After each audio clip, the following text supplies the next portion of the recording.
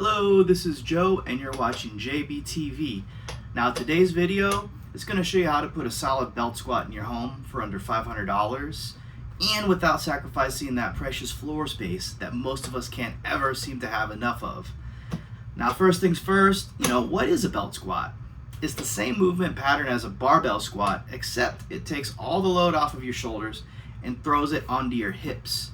Now, there are other ways to ease the load, and it all depends on the user, their past injury history, their current flexibility level.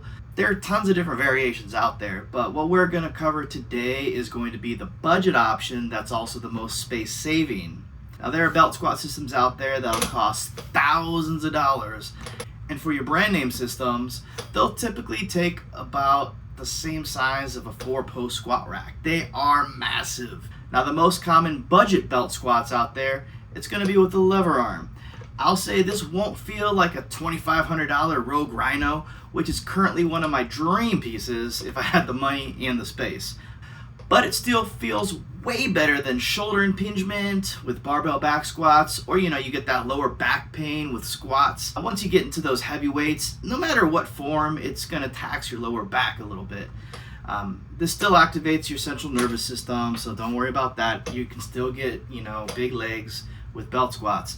Many lever arm belt squats, they come with the issue of starting at the bottom. Now this particular setup, it does allow you to start at the top, so you can say goodbye to those awkward crouching down and trying to stand up to start. You can get into this ecosystem of belt squats for $50 to $300, depending on the brand and, whatever sales going on. Now the other issue with the lever arm belt squat is trying to get that perfect vertical line drive. Now at the end of the day, a squat is a squat, and not having a perfectly vertical line drive is a sacrifice most will be willing to make, as opposed to a sore lower back, shoulder issues from barbell squats, or just those awkward feeling. Now my setup actually came from CFT Performance 3 years ago, and it cost around $150. Their price, it has gone up over the years, just like a lot of home gym equipment has. But if I had to do it again right now, I'd probably go with the Fringe Sport Mammoth belt squat for a few reasons. One, they run a lot of sales, and they even previously had a sale where they were throwing in their kickstand for free with the Mammoth purchase, which is pretty cool. And then two, it is actually the brainchild of one of my favorite gym equipment content creators, Kaizen DIY, who actually formed a partnership with Fringe Sport, and the product just happens to be sold and manufactured through their website. So it's always cool to support the little guy, local inventor, when you can. I currently have a Fringe dual mounted weight horn and their kickstand on my CFT. Now the kickstand, that's a game changer as far as it allows you to start your belt squat at the top of the movement. Now I don't know all the specific math behind it. Okay, so we actually did do a little bit of the math. And by math, I mean we looked it up on the Fringe Sport website. But the dual mounted weight horns actually give you 80% felt load, as opposed to the single weight horn, which is going to give you 90% felt load.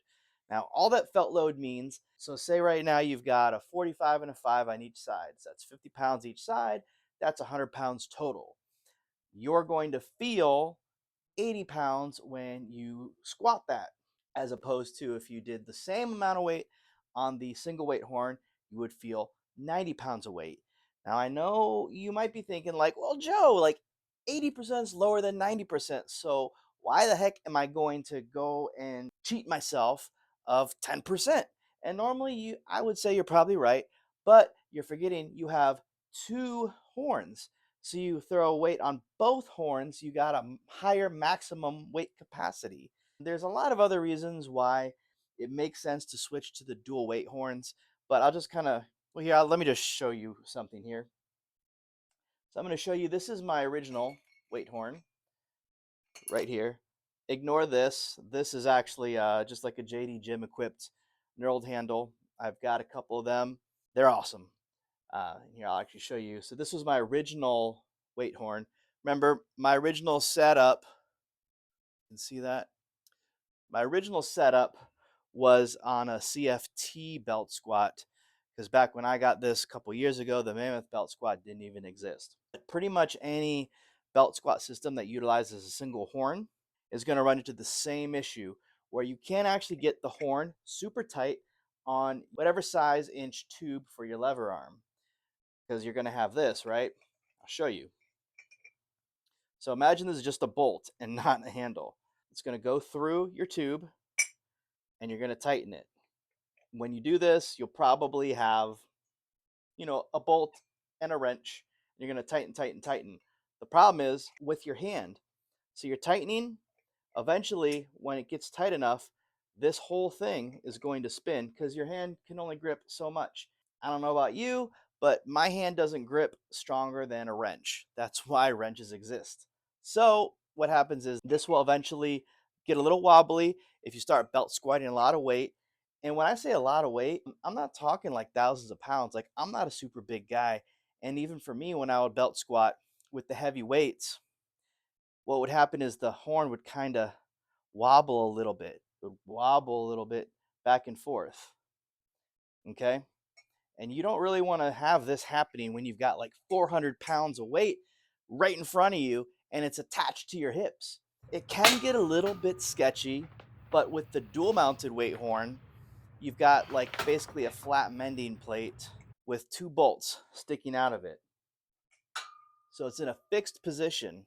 Because of that fixed position, you can basically just tighten the bolts down and you've got steel, your tube, and then you've got the bolts. So you can tighten them down as much as you want. And when you get that, you get a very tight tolerance, no wiggle at all. And when you throw all that heavy weight on there, you're actually feeling it and it's not pushing you back and forth. Loading plates vertically, it can be a real pain, and unloading them is even worse. If you've ever had like a weight plate lay flat on the floor, and then you can understand the annoyance when you got to try to pry that bad boy up and get your fingers in between the plate and the floor. Now the dual weight horn, it allows you to load more weight because you've got 2 horns. And you actually get to load it at an angle, so it's not a separate workout just to load and unload your weights from a flat surface. Now, a quick pro tip, just in case if you don't want to do a dual mounted weight horn, you can put a small plate in between each of your 45s to make it a little easier to create a gap. Think of like a 5-pound weight, a 2.5-pound weight, or a 10-pound weight in between each. But now if you get the Mammoth, everything's going to line up perfectly as it's all the same brand's ecosystem. But if you have a different lever arm belt squat, then you do need to make some modifications, and that is actually what inspired this video. If you just want to use a kickstand, that thing's awesome. It's designed to be universal. It requires 2 bolts, and the second bolt is cut out with the long oval shape to accommodate different hole spacing of the tube that you're attaching your kickstand to. So essentially, because it's a long oval, it doesn't matter if it's like 2-inch spacing, 1-inch spacing, 1.5-inch spacing, 3-inch spacing. That long oval covers all of it. Now, where they get you those dual mounted weight horns, I pre-ordered these back in January. They came in a few weeks ago. You'd think it's a safe assumption that this would be universal, just like the kickstand was, but we all know what happens when we assume. It turns out the hole spacing on the Mammoth is basically like a proprietary hole spacing. I tried installing the dual weight horns out on different lever arms, and the holes didn't line up anywhere on any of the lever arms I've tried. There is no universal oval for the second bolt because this already has 2 bolts fixed to a stability plate that goes on the underside of your lever arm. This design, it makes sense, and you probably want this to be as secure as possible since you're most likely going to be loading a crap ton of weight on it. After all, you needed 2 weight horns where all the other mere mortals out there only needed 1 for their plates, right? Now this is what inspired my hack to utilize these dual weight horns with what I already had. I got this hole saw kit off of Amazon for $10, and it kind of looked just like this. I knew it was off to the races from there. All that was needed now is to locate my future hole's location, mark the location, drill the location, and then boom. Well, at least my brain went boom doing this. I marked the holes on the top and the bottom of my cross member, and where things fell off the rails was when I attempted to insert the bolts. What happened was my newly drilled holes, they did not line up with each other from the top to the bottom. So in hindsight, I probably would have just kept drilling in one motion to create 2 straight holes, or mark the new hole locations better to make sure that the 2 holes lined up perfectly. If you do try this hack, let me know how you did it in the comments below. All was not lost with my screw up, however.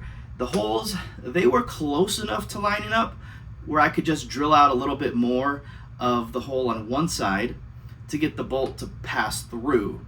Now I don't have the 2 perfect circles on each side of my lever arm, but you're never going to see those in perfect circles because I plan on keeping the weight horns on this thing forever, as this specific lever arm is used only for belt squats. When the horns are on, everything's covered up and you wouldn't even know that I screwed this up without me telling you. So, shh, it's our little secret. Now the fit, it wasn't exactly perfect even after drilling the holes out, but it's nothing that a good mallet whacking wouldn't solve. It helps if you're extra mad and frustrated at this moment because now you get to take it out on your equipment. Yay! Now for me, I had basically disassembled the whole unit to get my mallet hits in without worrying about messing anything up or having to swing around other stuff. So here's what it looks like to put everything back on. What I found after messing around is that it was easiest to go on with the horns first, and then after the horns were attached, then you attach the kickstand. With the kickstand, it is kind of weird just looking at it to tell if it's kicked out on the vertical or if it's folded flat when it's not connected to anything yet. Now the easiest way to tell is to look at the rubber stoppers. One stopper will want to be facing your weight horns. This is so when you flick the kickstand up, the stopper will prevent metal on metal contact and protect your equipment. The other rubber stopper is for the floor, which is a nice touch. This protects the part of your kickstand that actually hits and sits on the floor. They could have went with some cheap end cap, but having the matching rubber stoppers, it does make this feel a little more premium, and it'll help the equipment last over time, which is what we all want, right? Now this is my preferred belt squat method currently for a few reasons. 1 is going to be price. 2, footprint. 3, ease of setup. Now if I had the space and the budget, for sure I'd be doing like a Rogue Rhino or some type of dedicated machine. But for under $500 and a lot less back and shoulder pain, this is my go-to setup. Now what are your favorite squat variations? Let me know in the comments below. Don't forget to like and subscribe for the YouTube algorithm and to be alerted when I do post new videos. As always, take care, lift heavy, and we'll see you next time.